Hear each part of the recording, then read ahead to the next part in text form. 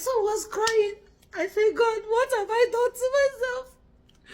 What have I done? What did I do to deserve this? Did I do anything bad by running for my safety? Did I do anything bad? I started crying. My journey to Canada. So guys, I finally decided to share this story with you people. My journey to Canada. I will tell you this, if you don't have mind, if you don't have heart, do not watch this video. I've been relenting to talk about this for years. People keep asking, how did you come to Canada? I have shared a lot of stories about myself, but I've never mentioned how I came to Canada. And the reason why I've not mentioned it, because I've not been emotionally ready to share this story.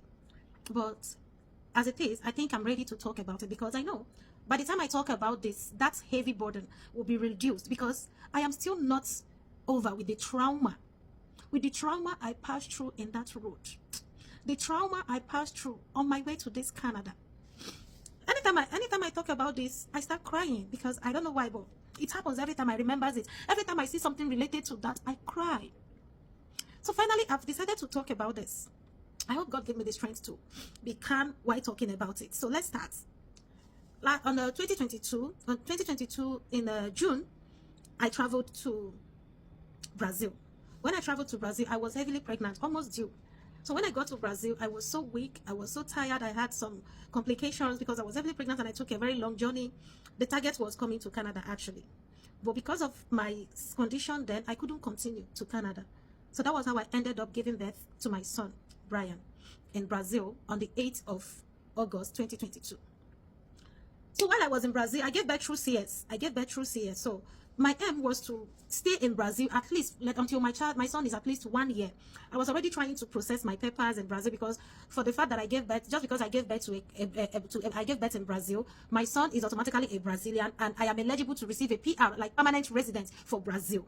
That was what I started processing the paper. I wanted to stay there at least for 1 year plus. Even if I want to come to Canada, I can come at any time. But something happened which I wouldn't want to share here. When my son was 2 months old, after 2 months, I decided to leave Brazil and proceed to Canada. That is where the journey began.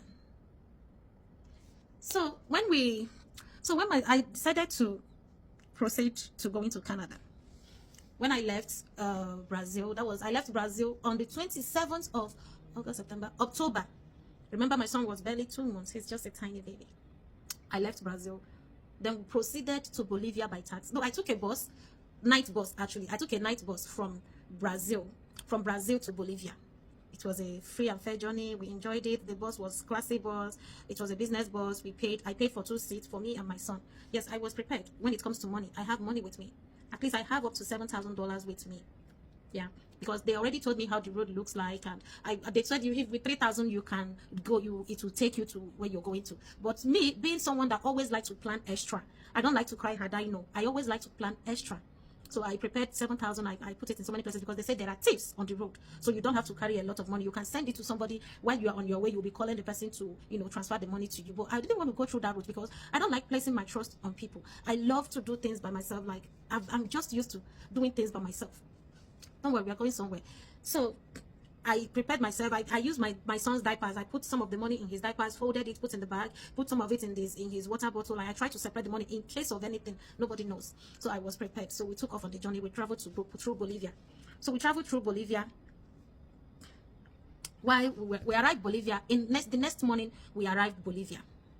So I just love doing things by myself because I have trust issues. Yeah, I do have trust issues. In as much as I try to trust people, but I still have trust issues. So we proceeded to Bolivia. The journey was okay. The journey was free. The journey was peaceful. It was actually, the journey from Brazil to Bolivia was the easiest journey that we took on this journey. So when we got to Bolivia, we were supposed to take off the next day to proceed to Peru. So by the time we got to Bolivia, there was a riot in Bolivia. So they blocked all the road. The Bolivia people, they were doing protests. It seems they were having issues with the government and all that. So they blocked all the road. There is no exit. There is no entrance to the country. Everywhere was blocked. So we waited and waited and waited in Bolivia. We waited and waited. While we were waiting, we spent like 7 days in Bolivia. No, I think so. We spent 3 days in Bolivia waiting for everywhere to calm down before we can take off. So after the 3 days, we take off. We started going to Peru. on our way to Peru. It wasn't that easy. The road was so rough. Remember, we are taking bus. We spent, like, from Brazil to Bolivia. We spent one night and one morning. We arrived the next morning. We left Brazil around 5 in the evening. Then we arrived in Bolivia in around 10 in the morning. We arrived in Bolivia.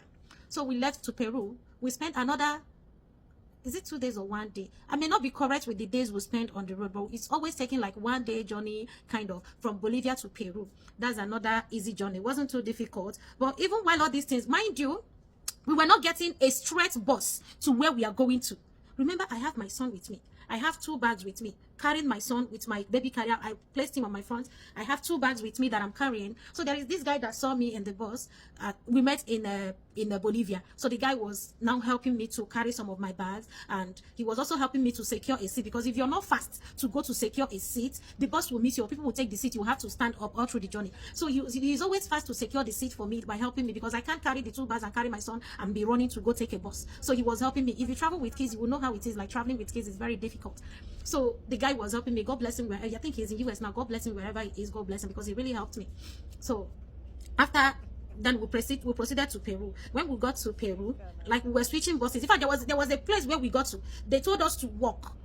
I carried my son. We walked like two hours. We walk. We didn't see any bus. We walked, but the road was smooth. That particular road was smooth. We walked like 2 hours. Before embarking on this journey, I pack up my son's things. Then he was still breastfeeding. He wasn't eating then. I was breastfeeding him only, so I didn't have to carry milk. But I have food, snacks, bread, biscuits, all in my bag, because you're not even getting to buy things on the road.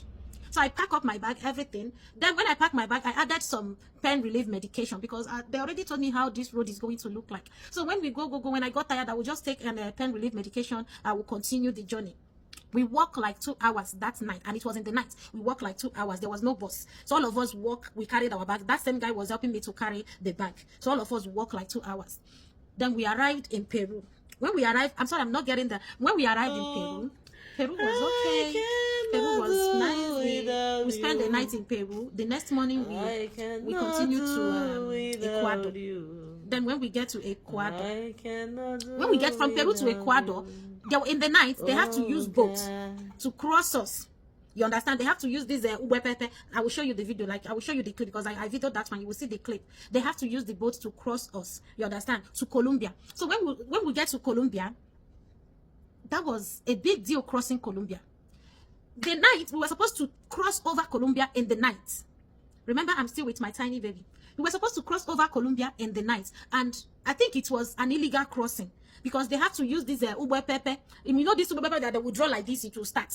That was what they used to cross us to Colombia in the middle of the night. I carried my son, I covered my son, and everybody was not pleading with me, please make sure this boy did not cry. Please make sure this boy did not cry. I keep trying to put the breast in my son's mouth so that he will not cry. So as God may have it, my son was very cooperative.